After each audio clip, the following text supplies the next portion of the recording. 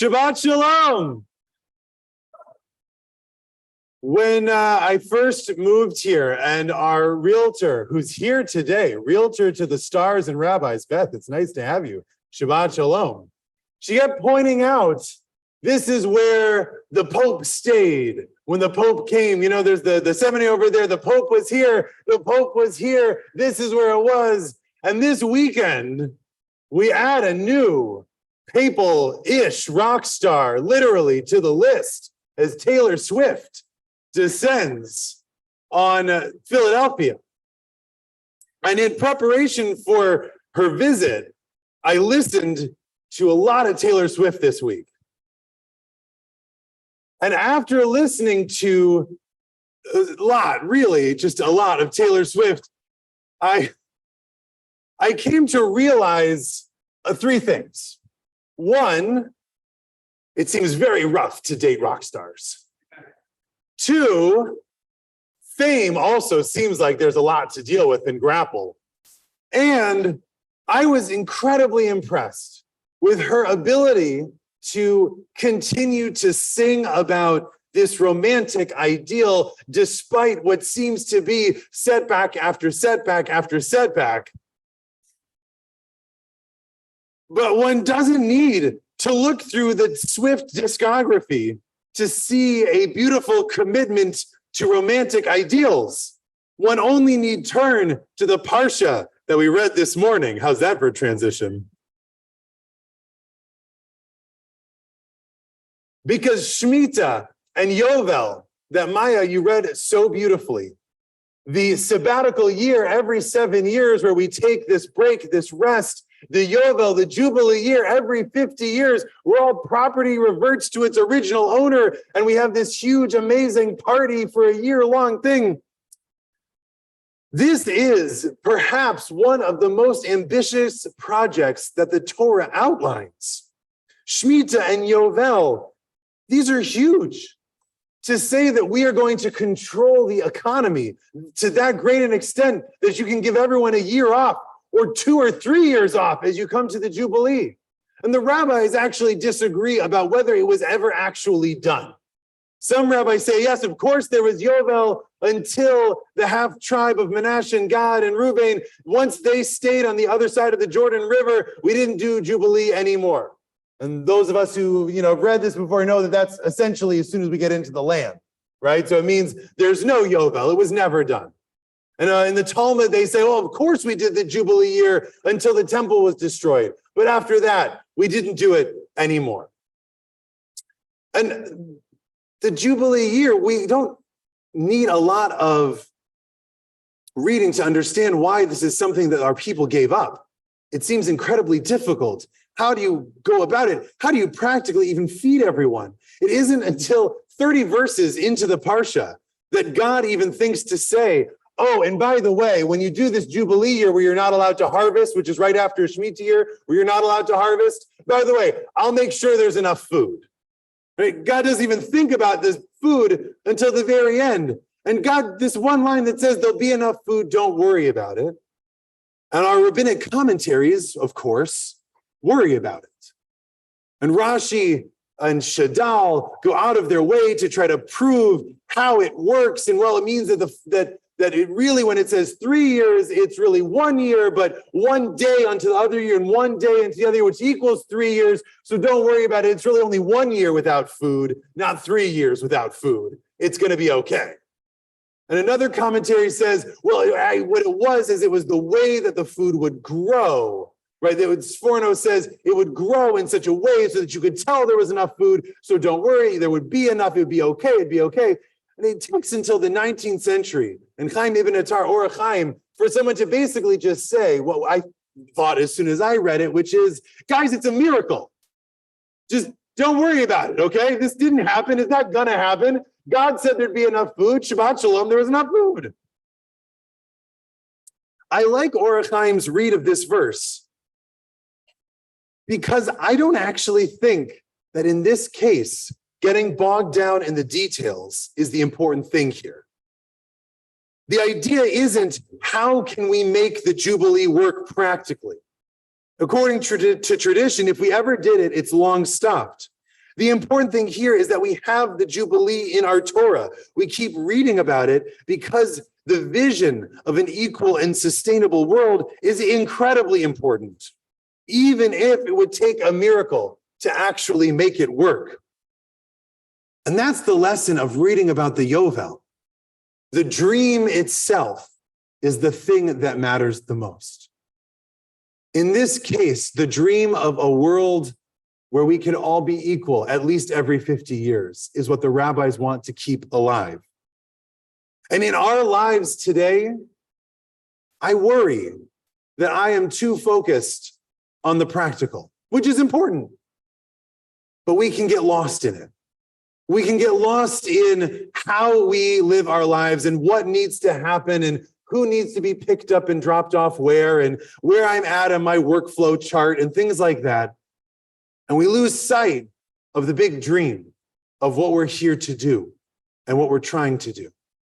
And in our lives over the last 3 years, the pandemic shrank our vision completely to just thinking about how to keep our families safe, keep ourselves safe, think about the little things that we need to do, and that's it.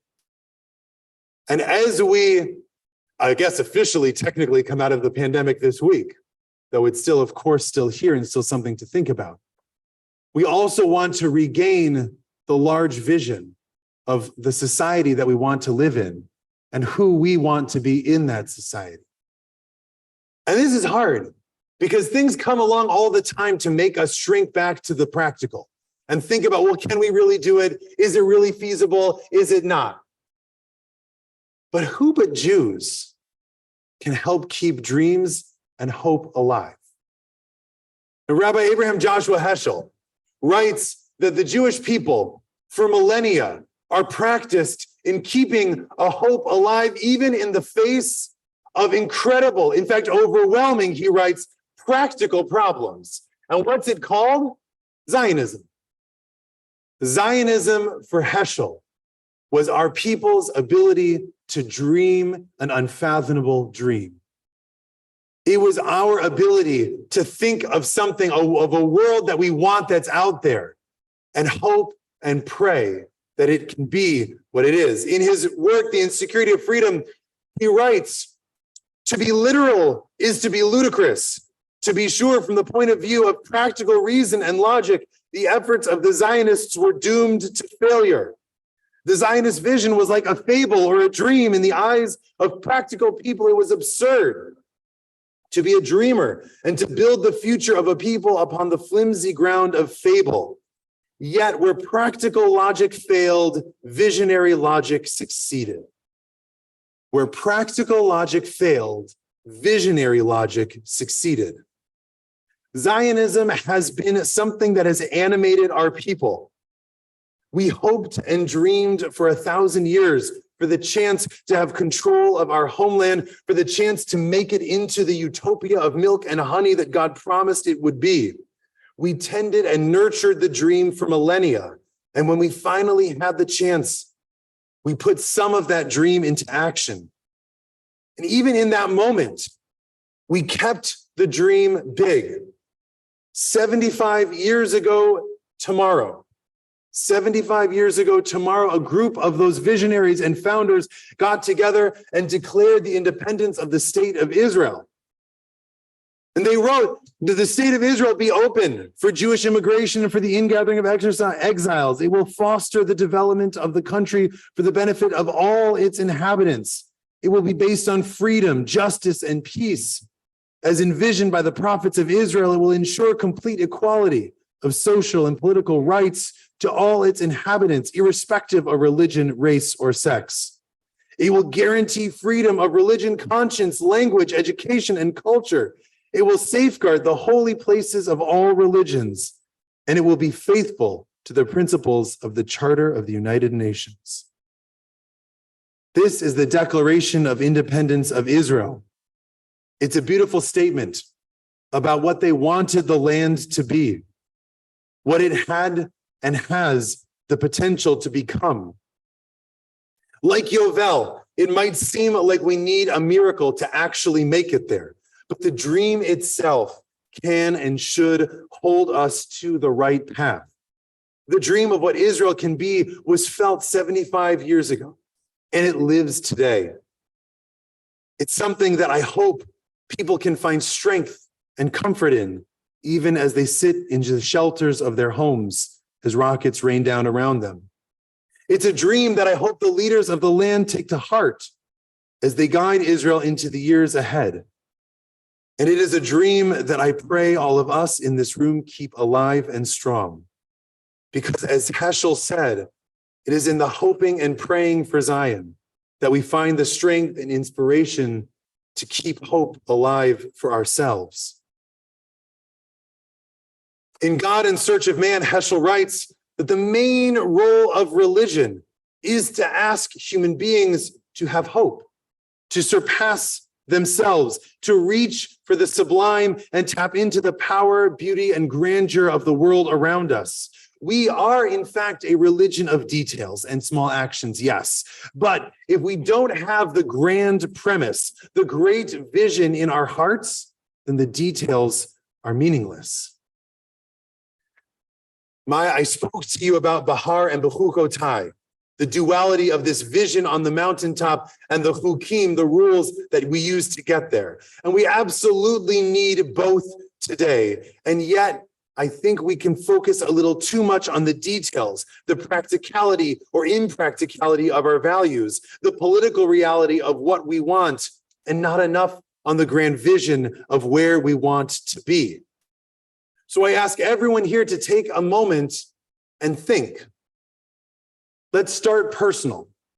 What is a goal in your life? Maya, to you, to your friends, go Cougars, right? Barracuda. What's your vision, guys? Yeah, that's me. I'm talking to you over there in the back. Hi, everyone. How's it going? So what do you want to be?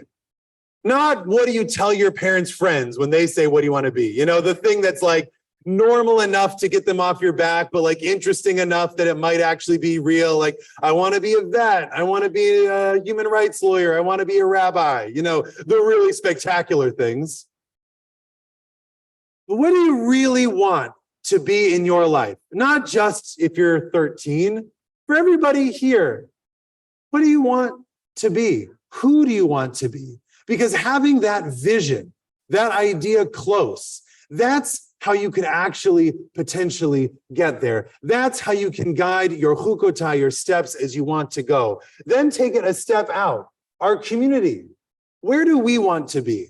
What is the grand vision? Our house, your home, that's our statement. What is the grand premise of what it means to be a part of Temple Beth Hillel Bethel, or the Jewish community of the Main Line, or Greater Philadelphia, or American Judaism? How do we want to be known 50 years from now when the next Yovel comes around? What will they say about the Jews of the Main Line? Who were we?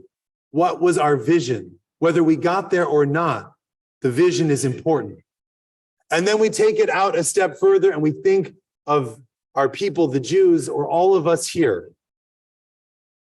What do we want the world to look like? And how will that animate us to get there? Now, it might seem difficult, like Jubilees or falling in love with rock stars. The miracles might have to come to get us there. But the vision is something that we are in control of. The idea of our values and what we can make this world into. That's why we come here. The practical will come 25 verses since. It might be a miracle, it might not. But in this moment, in this room, the vision is what we must sanctify. Shabbat Shalom.